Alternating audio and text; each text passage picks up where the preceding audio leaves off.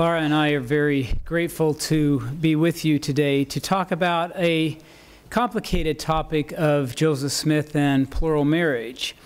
And what we've learned is that if we give just a little bit of information, there is a possibility of people becoming confused or even deceived by voices that are hostile to the church.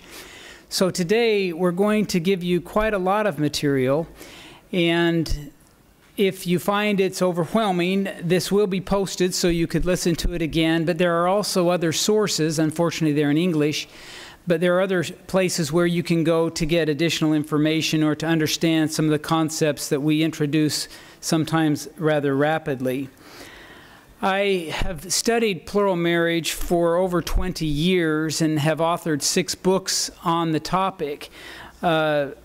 These 3 volumes came out in 2013, and in them I tried to include every known document that deals with Joseph Smith and plural marriage, so there wouldn't be any hidden documents or anything would be avoided. We tried to deal with every single one here, and while there have been criticisms of these 3 books, no one yet has said that that I have left anything out. And in the 2 years since they were published, nothing new as far as research or documents has come out that I would have wanted to include. So for the moment, we think that within these volumes and within our discussion today, we can really understand plural marriage and deal with the questions that come up so commonly. Laura and I wrote this shorter version, which is available online. It is in English, unfortunately, but it is a shorter version and is kind of an expansion of the church's gospel topic page, which is about 10 or 15 pages. This is a 200-page book, but it expands on the themes that are there and is available to individuals. Also, there is this website, which is josephsmithpolygamy.org, and on that site we have included even an expanded version from what is in our book together. And so these resources are available, and this one of course is free, and we're even working to get some parts of it translated into Italian, which would be really exciting for both of us. This video portrays some materials that kind of look like my son's bedroom when he was a teenager. But if you will watch what happens here, that disorganization that we saw a minute ago, if you view it through the proper lens, we find that in fact there's a drawing of a postman there, and it comes into clear view as to what it was comprised of. And I think polygamy is kind of that way as well, that if we just look at all of the facts, we can think it's a jumbled mess. But if we look at it through the lens of theology and history, that we are able to put the pieces together and to understand it the way that the Nauvoo polygamists and Joseph Smith understood it. And that's the only way, I think, for us to make any sense of plural marriage as Joseph Smith established it. Theology, for me, is really a very important component because it answers this important question: why did Joseph Smith establish polygamy? And there's some irony to the answer to this question because a lot of people have written about plural marriage. There are a number of books that deal with it exclusively or in large measure. And all of these authors portray Joseph Smith as establishing polygamy because he wanted to expand his sexual opportunities, that he was driven by libido. None of these authors take his teachings about plural marriage seriously.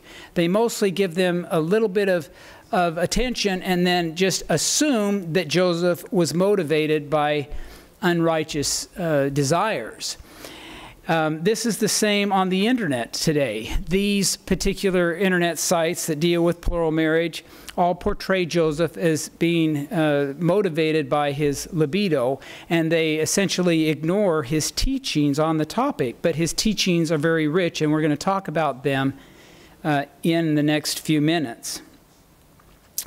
Before we get into that discussion, though, I want to introduce you to these individuals.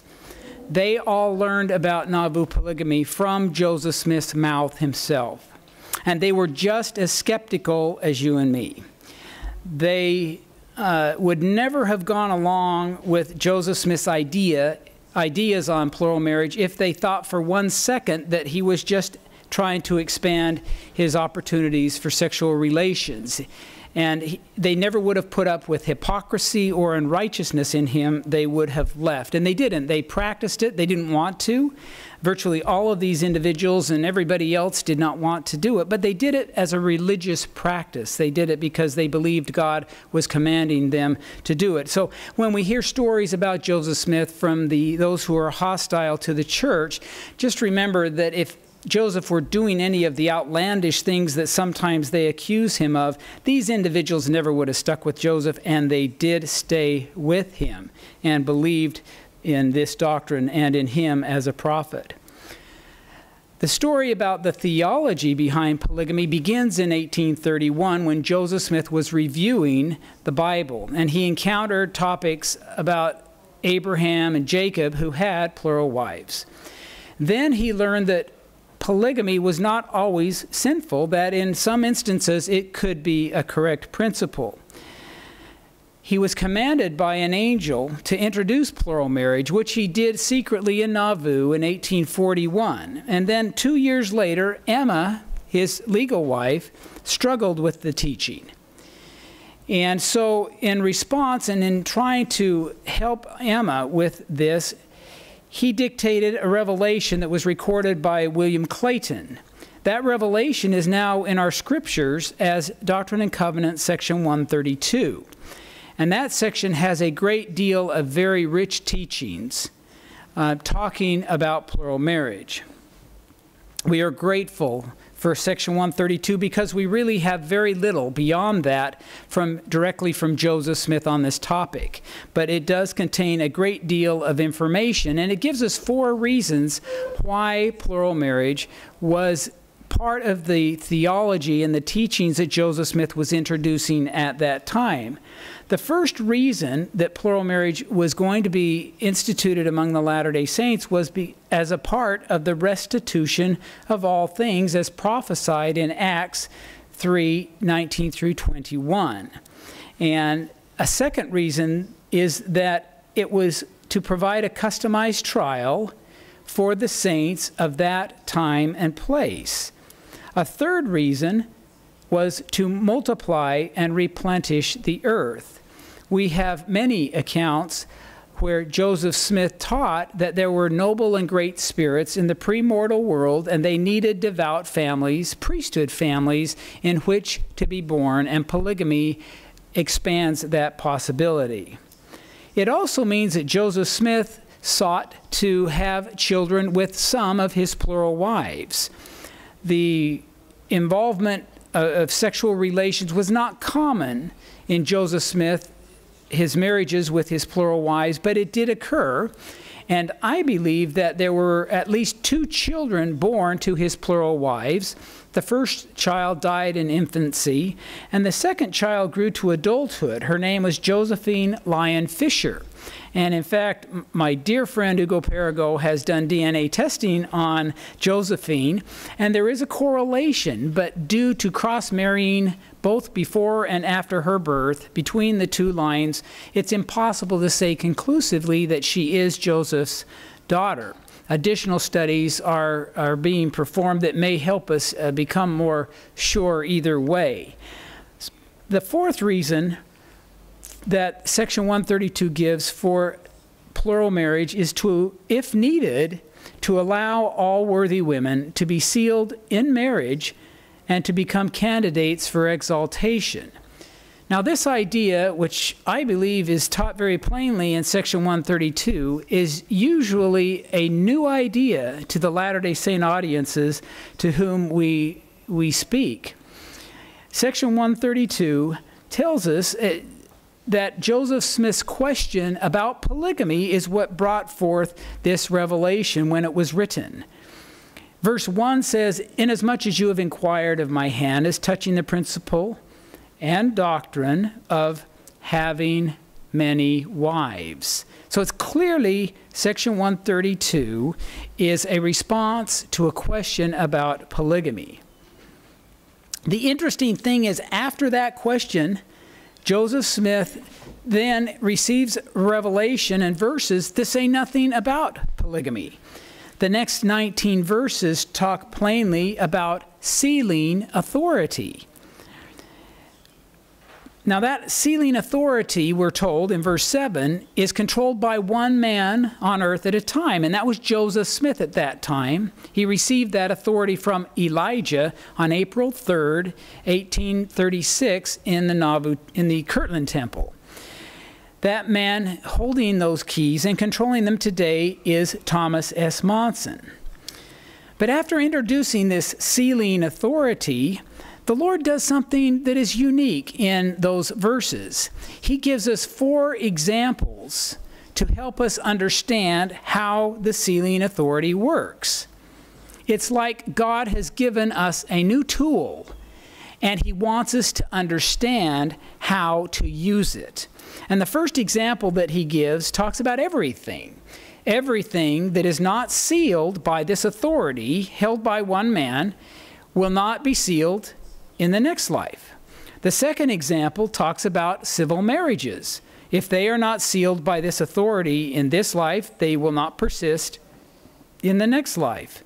The third example has to do with eternal marriages that say that they are eternal, but they are not performed by the authority held by that one man. And what this means is we could get together 2 people and use the same sealing ceremony that we use in temples today, and when we were done, they would not be sealed eternally because that marriage was not through the authority of the one man. Now, the fourth example deals with couples who are worthy and who are sealed by that authority in eternal marriage. The Revelation says that they shall inherit thrones, kingdoms, principalities and powers, dominions, all heights and depths. They will receive exaltation and glory in all things. Then shall they be gods. And this is eternal marriage and exaltation. In my view, it is Joseph Smith's zenith or highest teaching that he gave us, that he restored to this earth, is this teaching here. But the irony is we do not understand how eternal marriage relates to plural marriage, which was the original question. Clearly, they must be related in some way, but to this point, by verse 20, we do not necessarily understand all of the reasons why. But there are 2 verses that, if we read closely, may give us the answer. They tell us that unsealed persons, this would be individuals who are single or individuals who are not married by that authority, remain separately and singly without exaltation in their saved conditions to all eternity. This tells us that we must be sealed, that every person in the celestial kingdom needs to be sealed to a spouse before the resurrection. And this is an important doctrine, but again, we ask the question, what do eternal marriage sealings have to do with polygamy? Well, one possibility is that if there happens to be more worthy sisters, worthy women at the resurrection than worthy men, then plural marriage, as we have described it, could help allow those women to be sealed if needed. In 2009, the membership of the Church of Jesus Christ of Latter-day Saints showed that for every 100 men, there were 127 women. And this is borne out in most congregations of Christians throughout the world, numbers similar to this. Section 132 allows a plurality of wives and condemns a plurality of husbands. Now, this may seem unfair, but this is what we find in that. And clearly, both of these would not be needed in the times after the resurrection in the celestial kingdom. So only one of them would be needed. There will be more women or there will be more men. And this allows for more women. It does not necessarily predict that there will be more worthy women at the final judgment, but it does allow for that option, which provides eternal blessings that might otherwise be missed by those women. Now, if we examine Joseph Smith's plural sealings, we discover that they were of three types. Most of them were for time and eternity, that is, this life and the next. And this is what we're used to. This is what we have in our temples today.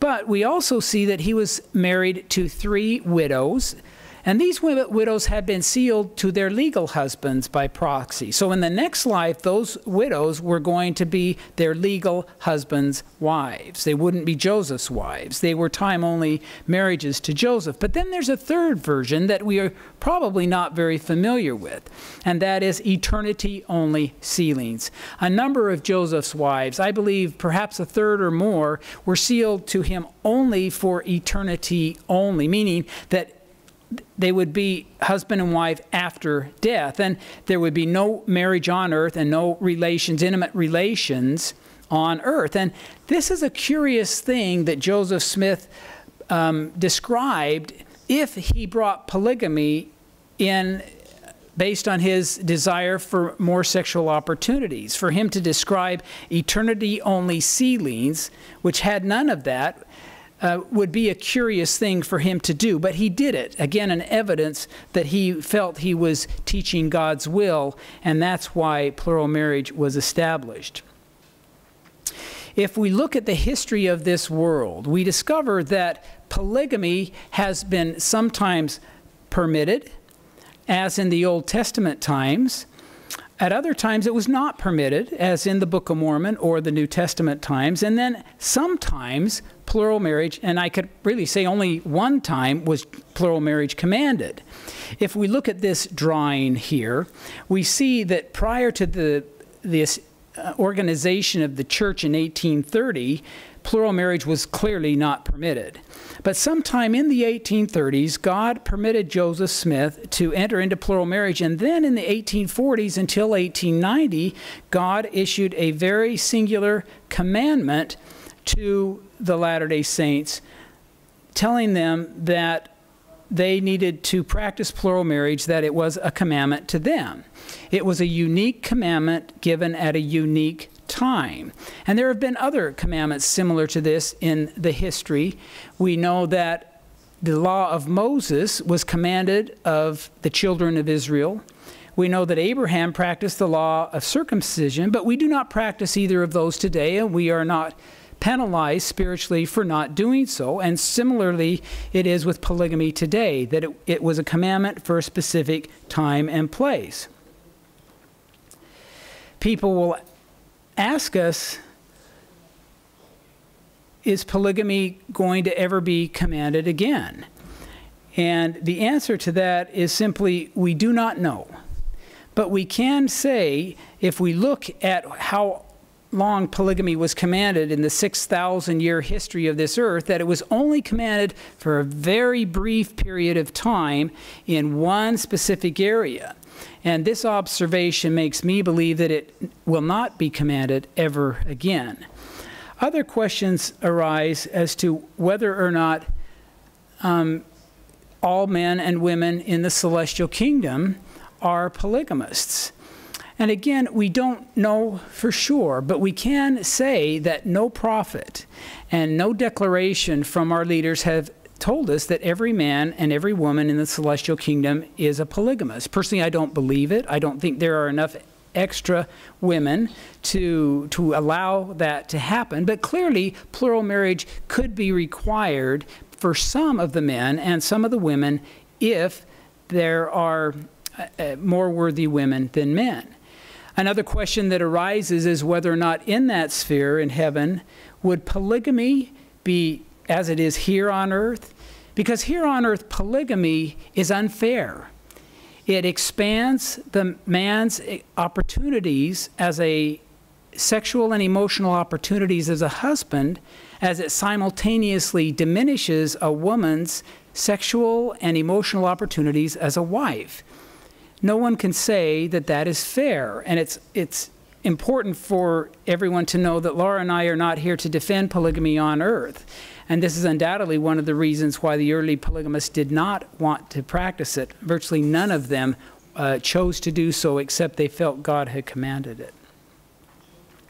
But we do know that it was commanded at that time, but we do not believe that it'll actually be restored again. It will be permitted, we are told, during the millennium, which makes sense because it will allow every worthy person to have an eternal spouse. But as far as being a requirement, there doesn't seem to be any indication from our leaders that that is going to be the case. So when we ask the question, why did Joseph Smith practice plural marriage? Well, he did it because he believed God commanded it of him at that time and place. And it brought forth many blessings to the individuals, including an expansion of the membership of the church by having more children being born to the Latter-day Saints during that 40, 50-year period. And those men and women felt it was a blessing to them. At least many of them left records that they were appreciative of plural marriage and what it did for them in their lives. And I would just like to share my testimony that the many years I have spent studying this topic, and even though it is a thorny topic and it can be difficult at times, this process has given me much greater respect for Joseph Smith, because what he did was not an easy thing. He had opposition from every direction, and yet he went forward as a stalwart prophet of God, and my convictions of him in that role have been strengthened a great deal, and I leave this with you in the name of Jesus Christ. Amen. So my husband has just told you a little bit about the theological basis of the institution of the practice of polygamy among the saints. Many of you have probably read D&C 132. You may notice that polygamy was not commanded in D&C 132. But it was taught to the saints that it was supposed to be lived at that time. So how do we make the leap from a theology taught by Joseph Smith that marriages could be eternal and that plural marriage could be divinely sanctioned at times, as in the case with Abraham, to having plural marriage practiced among the saints for a period of about 50 years? Well, we know Abraham, the wife Sarai, was sterile, and so she gave Hagar to Abraham as a plural wife. I think that's very easy for us to understand because it was culturally acceptable at the time, and there seemed to be a reason.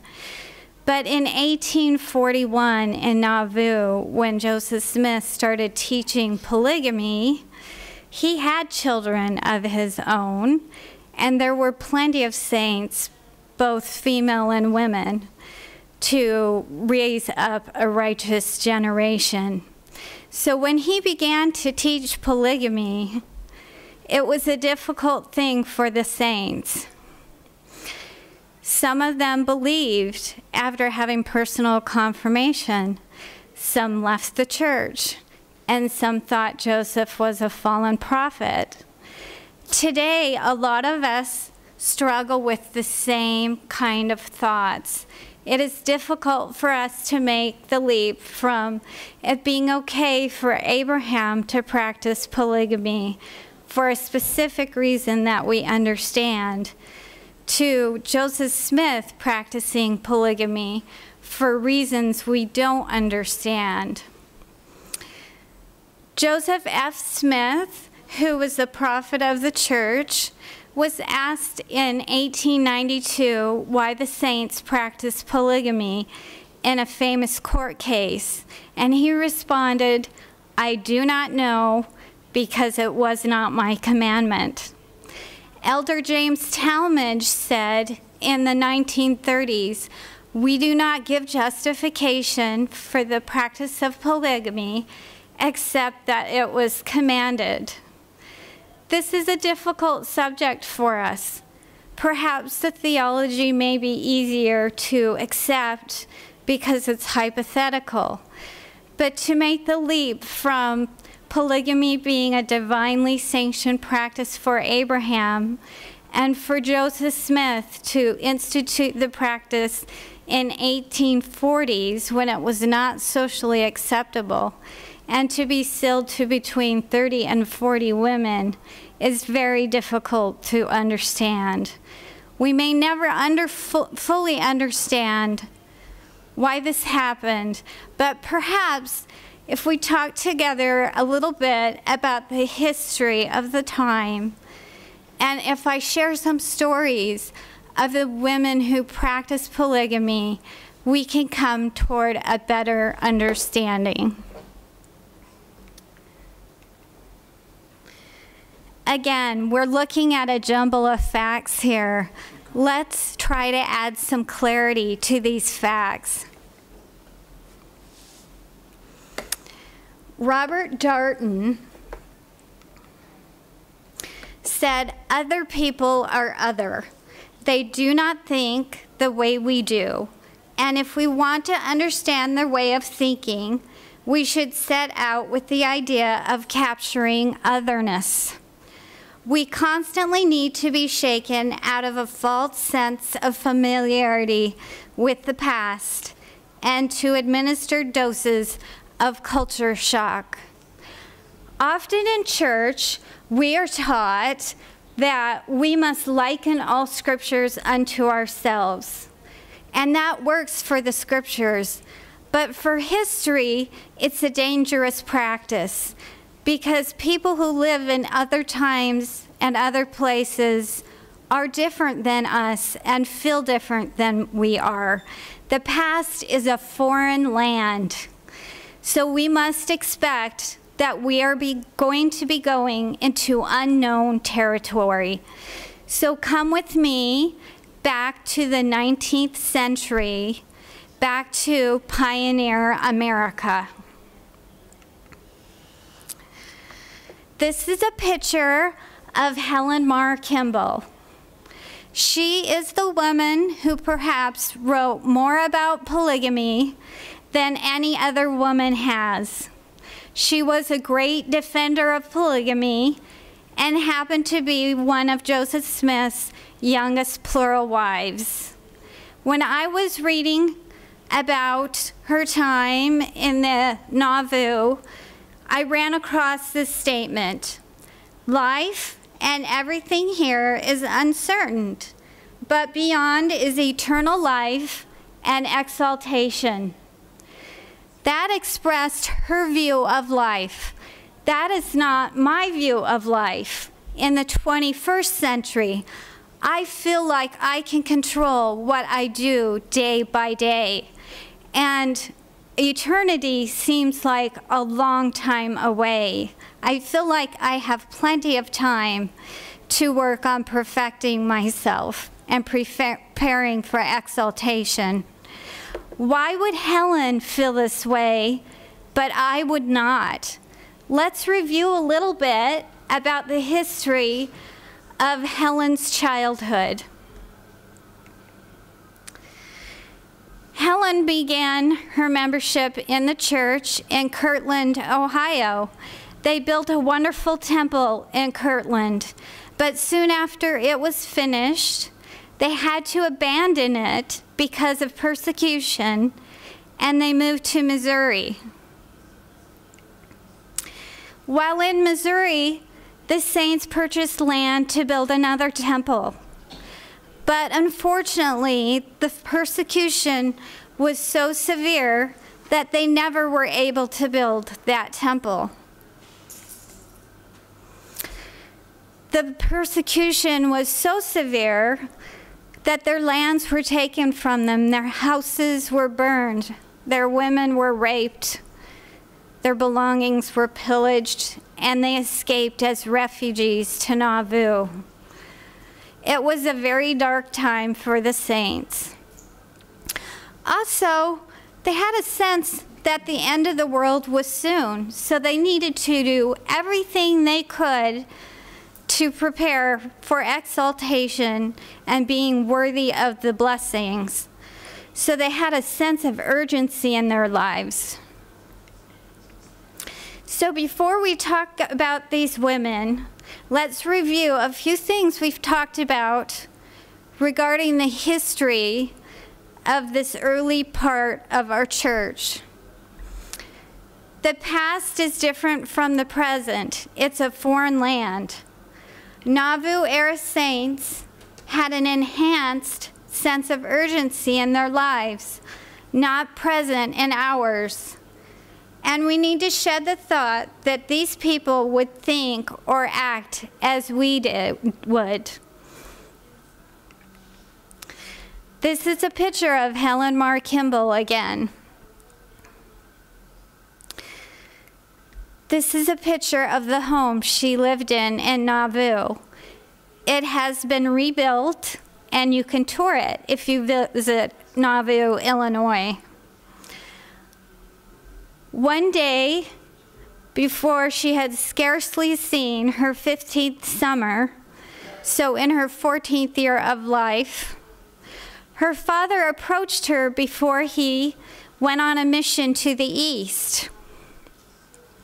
He asked Helen what she would think if he told her that it was right for a man to have more wives than one. She was astounded by the question and thought it was a test.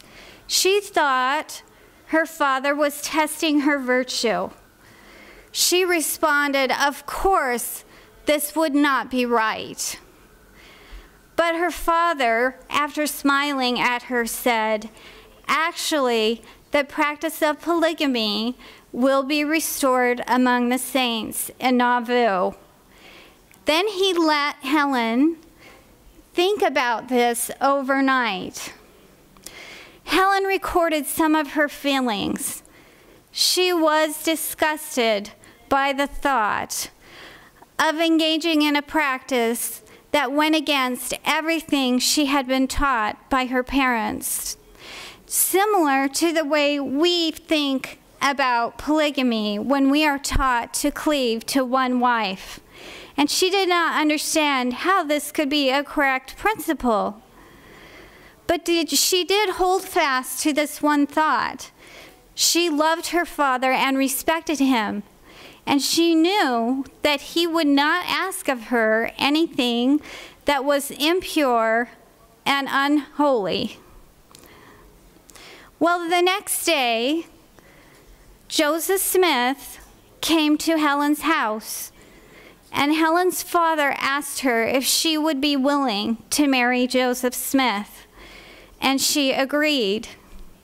She said the only reason that she agreed was out of respect for her father.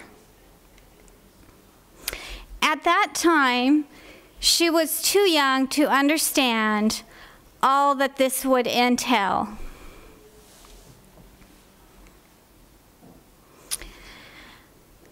A lot of people have commented on Helen's young age and how it must have affected her. And often they quote a poem that she wrote for her children late in life. You may have heard part of this poem. I'll read some of the phrases to you today. She talks about thinking that this union was for eternity only. It wouldn't affect her life. It wouldn't affect how her day-to-day activities went. She talked about being barred out from social scenes. And indeed, for about 6 months, Helen was asked not to attend dances because they were inappropriate. She felt like a fettered bird not being able to attend social occasions. and she did brood and imagine future woes. Often you don't see quoted an older grandmother Helen speaking to a young Helen, where she gives advice, and she says, "But couldst thou see the future and view the glorious crown awaiting you in heaven, you would not weep nor mourn." So by that point, Helen did not think that she had a childhood that was to be mourned. She was very grateful for the decisions she had made all those years ago. In February 1846, after the death of the prophet, Helen married again, this time to the love of her life, Horace Whitney.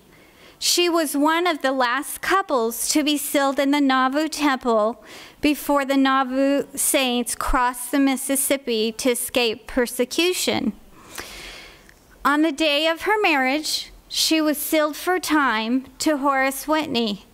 The next day, she returned to the temple, and she was sealed by proxy to Joseph Smith with Horace. She was also standing proxy as Horace's eternal wife in the place of Elizabeth Sykes, so that both would have eternal companions. Because remember, they did not know when they would have another opportunity to be sealed for in a temple, and they also felt that the millennium was just around the corner. Though Helen was sealed to Joseph Smith at age 14, she really didn't experience polygamy and sharing a husband at that time, because from all of her writings, there's no evidence that the marriage was ever consummated. It was more like an engagement that would be consummated when Helen became older, as was the custom. But she did view polygamy through her mother's eyes, the late Kimball, and she saw the pain that the late experienced. At winter quarters, Helen gave birth to her first child, who died soon after she was a young girl. At that time, she fell into a great depression, and she wrote, "I hate polygamy." But the reason she gave for hating polygamy was the pain, as I said, that it gave her mother, not because she had experienced it herself. In time, Helen would gain a testimony of the principle of the practice of polygamy. She would eventually give her husband 2 wives, one at a time. After the first plural wife died, she gave Horace a second plural wife.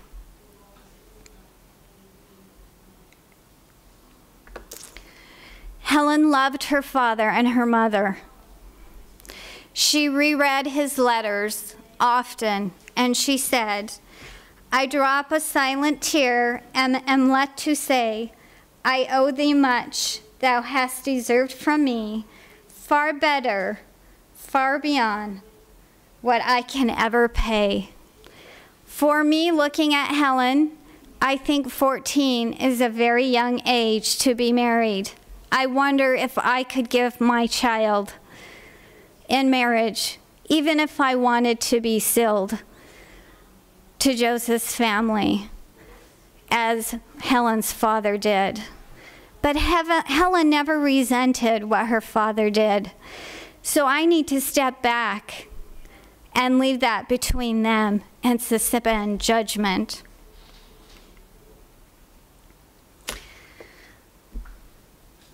Many may have heard that some of the sealings Joseph was involved in were to civilly married women. This is very difficult to understand. It is unknown in our culture. In my understanding, I have never heard of it outside of this circumstance. These marriages were of two types.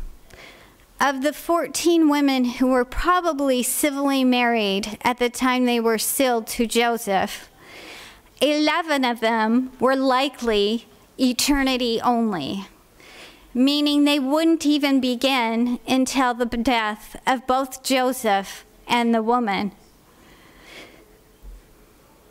This was the case with Ruth Vos Sayers, the wife of Edward Sayers. In 1842, Joseph Smith was hiding from Missouri lawmen who wanted to extradite him to Missouri to be held trial for the attempted assassination of Governor Boggs. Understandably, Joseph did not want to get caught because Joseph had no standing in the Missouri law system. He likely felt that if he hid in the home of a non-member, lawmen would be less likely to look for him there. While Joseph stayed with the Sayers, a great friendship struck up between Joseph and Edward Sayers.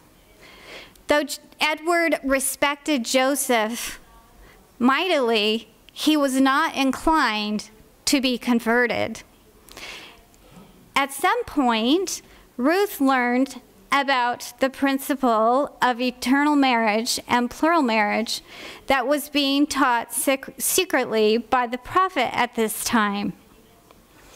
Because she was not married to a member of the church, she could not be sealed to her legal husband, ensuring exaltation, which, remember, was of urgency to her.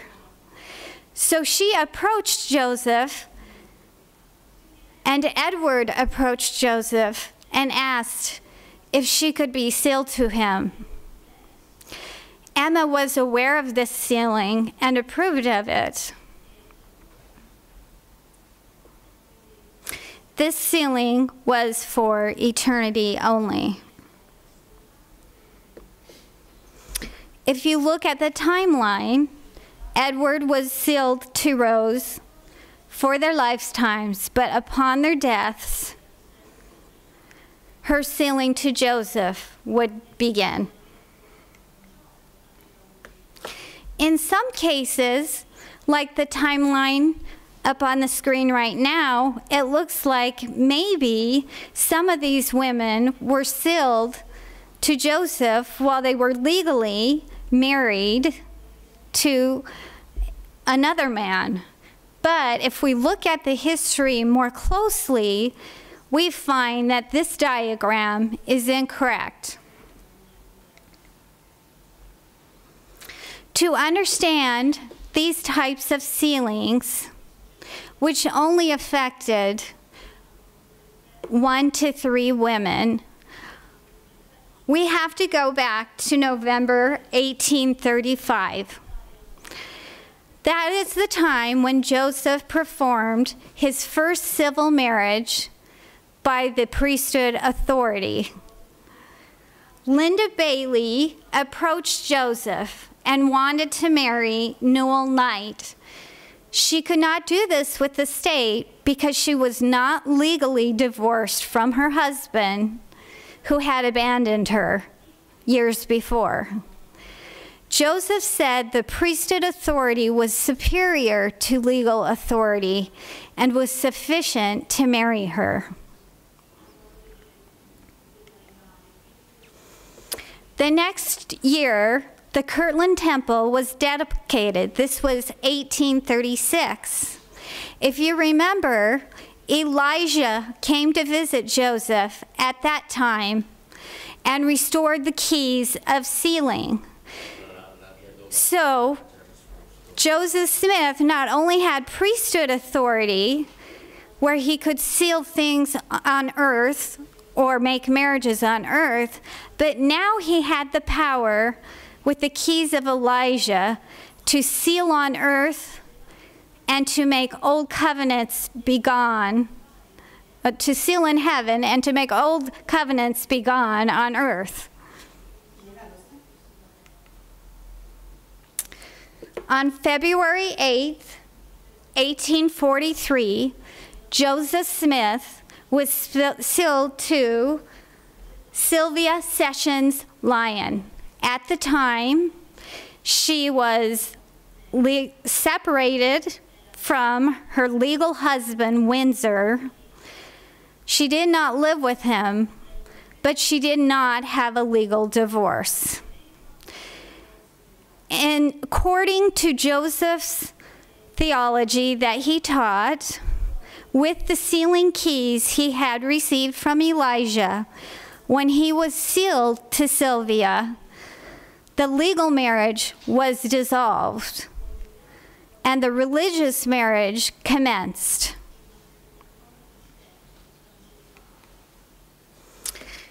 So you might ask, as I have asked myself, why did Sylvia not just obtain a divorce?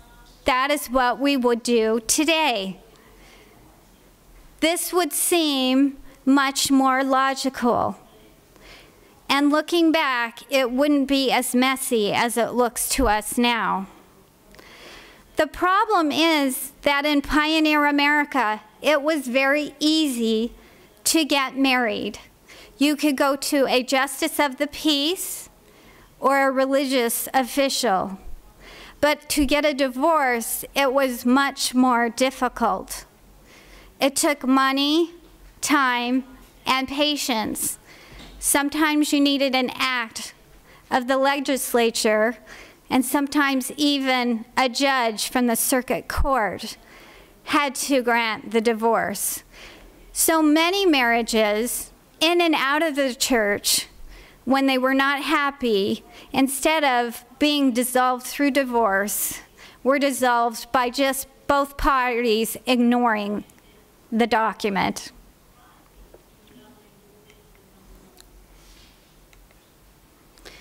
So instead of overlapping marriages like we saw in the previous diagram, first we had a marriage to Windsor Lyon that was dissolved through a church divorce. Then we had a marriage to Joseph Smith that ended with the martyrdom.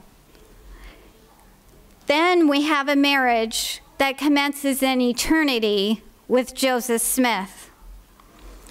You'll notice there's a white space in between. That stands for the time that Sylvia lived after the death of Joseph. In that period, she ended up marrying 3 men for time, but we don't have time in this discussion to cover that information. Let's talk about Emma now.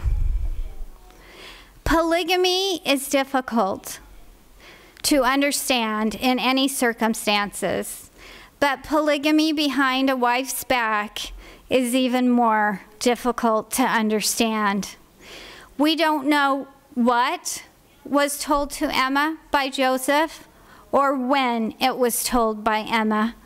It's not in the historical record. But we do know that Joseph was married to many women before Emma was informed.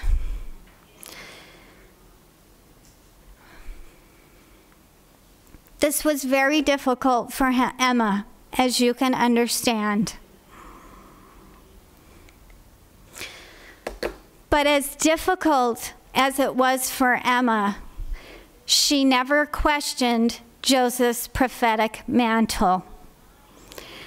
I want to tell you a story about Emma that was recorded by Zina Huntington Young, who was a friend of Emma's.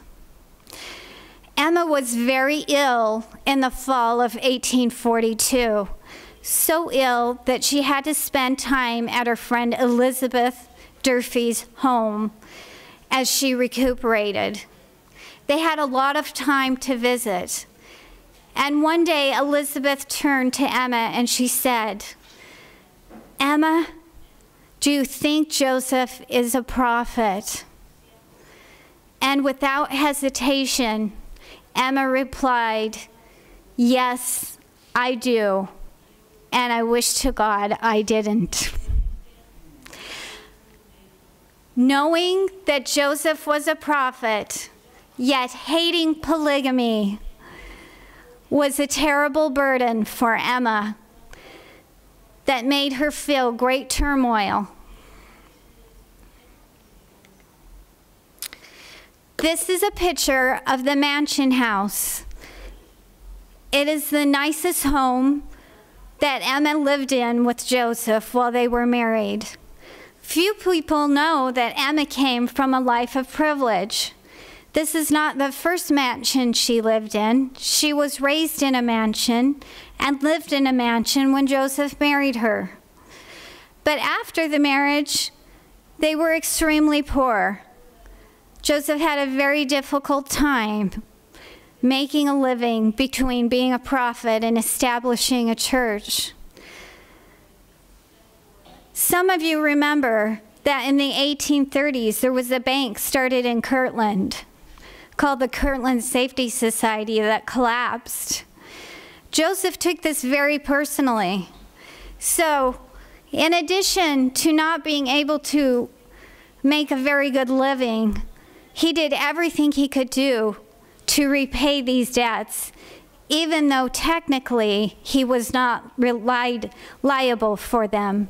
There was no bankruptcy law back then. So it had been a long haul for Emma, and she loved the mansion house. And to have to move into the mansion house with plural wives was a bitter pill indeed. Mary Jane Woodward discusses a conversation she overheard with Emma and Joseph. She says, "I was living at the prophet Joseph's as a hired girl to work for Emma Smith. While working in the evening, I heard conversation between two personages, but I did not know who they were at the time. They came into a little room, back of the dining room where I was, and after listening a few moments, I found that Emma Smith was one of them, but I did not know at the time that it was the prophet that was with her. After listening, I found out that she was crying and in trouble about something. The next morning, I was upstairs making beds, and Emma came to me and said, 'It was you. Last night, was it?' I said, 'Yes, ma'am.' She looked very sad and came down, and there she said to me, 'The principle of plural marriage is right. What I said, I have got to repent of.'" Neither Joseph or Emma weathered the storm of living polygamy well. Joseph ultimately gave his life for the principle, and Emma was left in torment, sadness, and without a husband.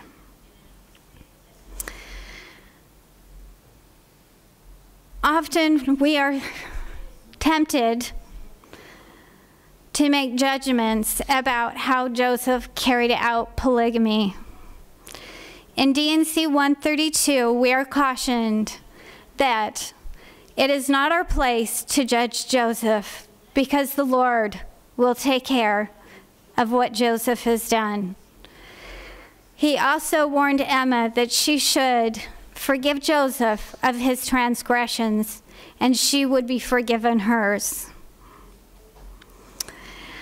When I struggle with understanding the history of polygamy, one of the best things that helps me is to remember Emma's testimony of Joseph's prophetic mantle. even through all the things she suffered and her distaste with having to practice polygamy, she never lost her testimony of him as the prophet of the restoration.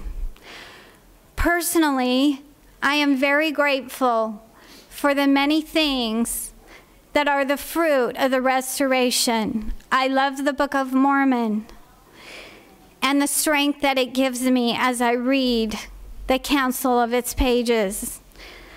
I love D&C's 132's promise of a marriage that will exist beyond this life. And I thank Joseph for these things, and I say these things in the name of Jesus Christ. Amen.